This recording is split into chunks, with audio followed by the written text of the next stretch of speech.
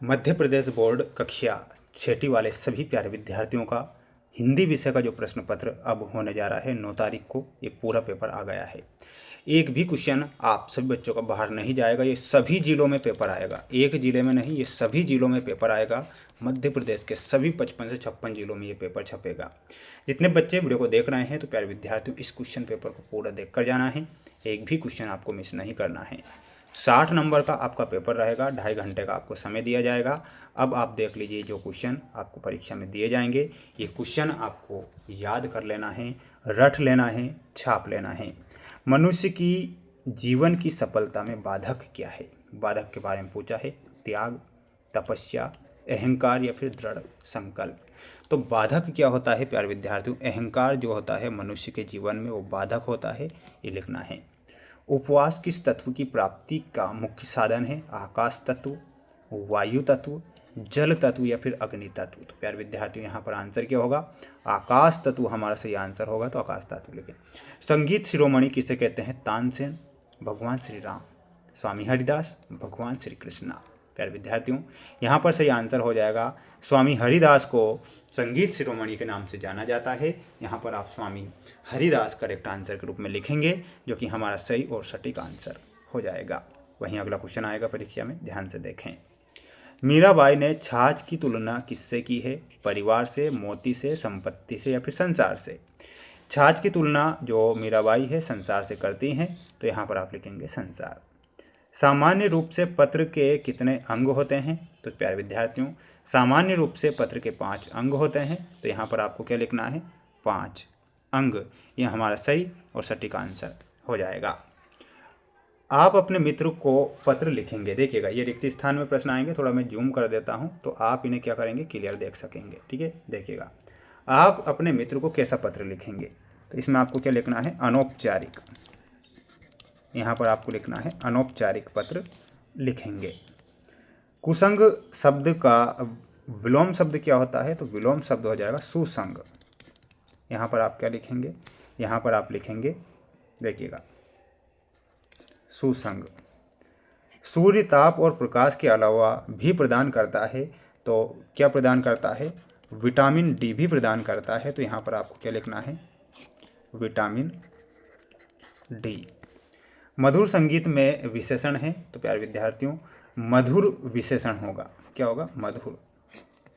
वीर की पतवारों से सिंधु पार करते हैं, ये क्वेश्चन आपकी परीक्षा में छप चुका है, तो आप इसमें क्या लिखेंगे प्यारे विद्यार्थियों?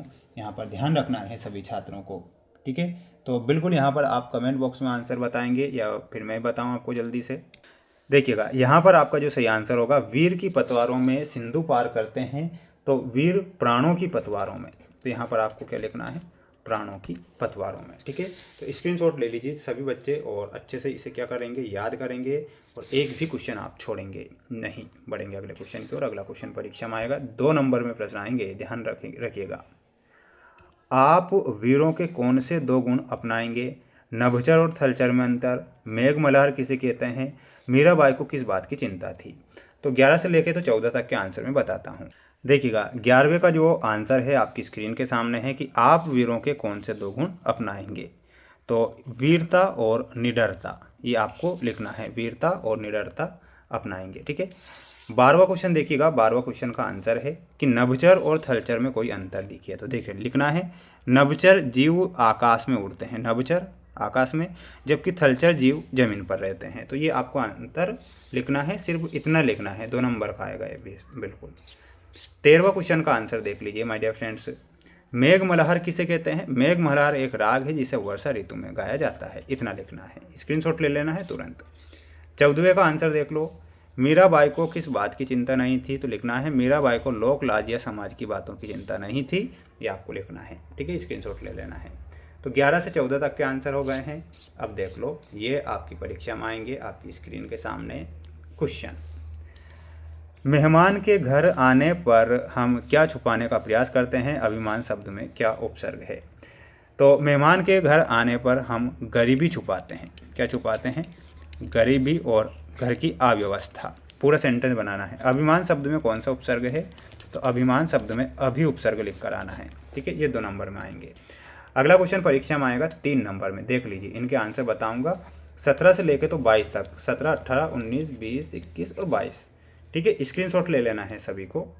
देखिएगा 17वें का आंसर हो जाएगा कि मीराबाई श्री कृष्ण की भक्ति में किस तरह लीन हो गई थी। तो लिखना है मीराबाई श्री कृष्ण की भक्ति में उन्हें अपना प्रियतम और पति मानकर लीन हो गई थी। इतना आपको लिखना है, 3 नंबर का आएगा, ज़्यादा नहीं लिखना है, ओनली इतना लिख कर आना है।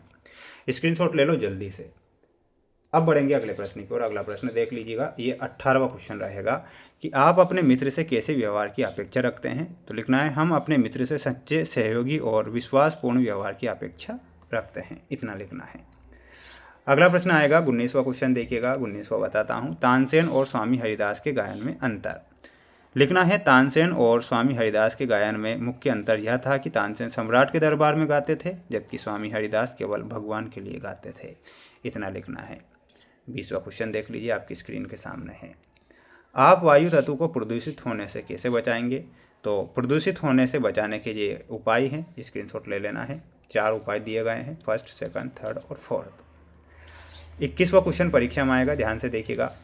अनुप्रास अलंकार की परिभाषा। लिखना है जब किसी काव्य में एक ही वर्ण की आवृत्ति बार बार होती है तो वहाँ अनुप्रास अलंकार होता है। जैसे कि चारु चंद्र की चंचल किरणें, यहाँ च वर्ण की आवृत्ति बार बार हुई।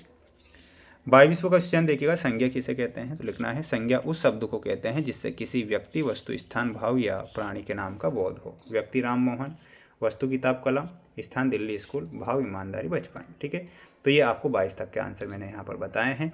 इसके बाद देखिएगा ये आपके क्वेश्चन रहेंगे आपकी परीक्षा में। अगला क्वेश्चन देखिएगा, यहाँ पर क्वेश्चन आपसे पूछा गया है। विजयगान कविता में कवि किन किन को आपस में टकराने की बात कर रहा है। सर्वनाम की परिभाषा याद करना है। इस प्रकार का गद्यांश दिया जाएगा जिन्हें देखकर आपको इनके आंसर लिखना है।